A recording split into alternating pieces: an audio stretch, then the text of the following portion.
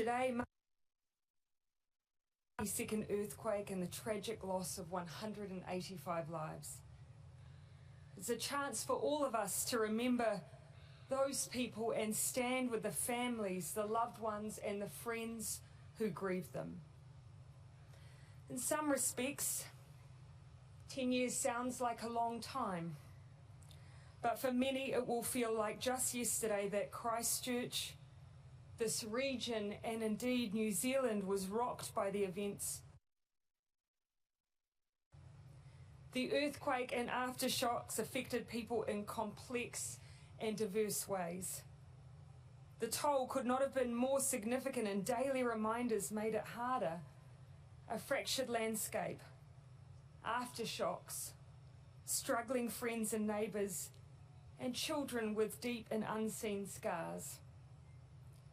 10 years on, there will be people still living their daily lives with the long shadow of that day.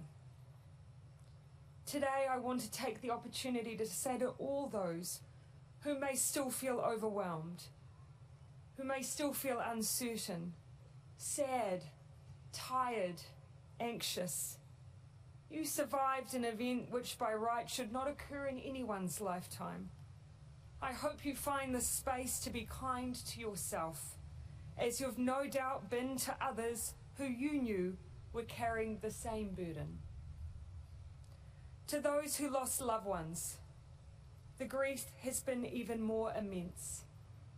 Today we not only mark the loss of 185 lives, but we remember and we celebrate these people, the joy they gave, the memories made, the lives they lived.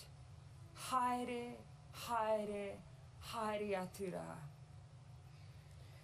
I remember so clearly how the country threw its support behind Canterbury in the months and years following the quake, raising funds, holding tributes, downing tools during moments of silence. We all felt so keenly the enormity of what had happened. It's the Kiwi way to be stoic, and sometimes the pressure to be okay or to have moved on.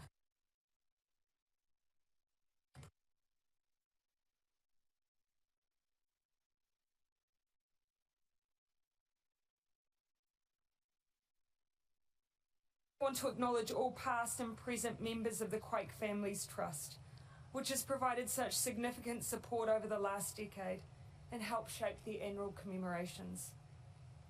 I want to acknowledge all those who are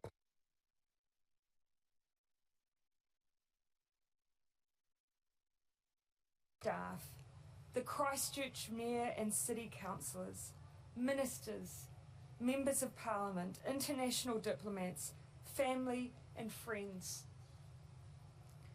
And I would like to acknowledge the children who lived through the earthquake and grew up in its aftermath. Some of these children will be teenagers now, or have left school and started jobs or university. In the past, we've called this the generation of the rebuild. But they are also a generation that will create a legacy. Here in Canterbury, you saw the impact of a natural disaster on children, and professionals across Canterbury, educationalists, mental health specialists, occupational therapists, social workers, all came together to design a program to support those children. You made an enormous difference, and now that program will be rolled out across New Zealand. Out of such a traumatic time for our children, I hope grows a comfort and support for all children and an entire generation to come. And finally, today we remember the many people who died in the earthquake who were foreign nationals. The families of these may not have been able to be here today due to travel restrictions, but our flags fly at half-mast for them today too. It's been a hugely difficult decade for this city. At times I'm sure it's felt almost impossible. But as we look ahead, I hope, I see energy and optimism, and I see Christchurch taking its rightful place amongst New Zealand's best and brightest cities. Helen Lowe, from Leaving the Red Zone, an anthology of earthquake poetry. The poem, titled The Sparrows, talks about how birds were absent in the city following the earthquake.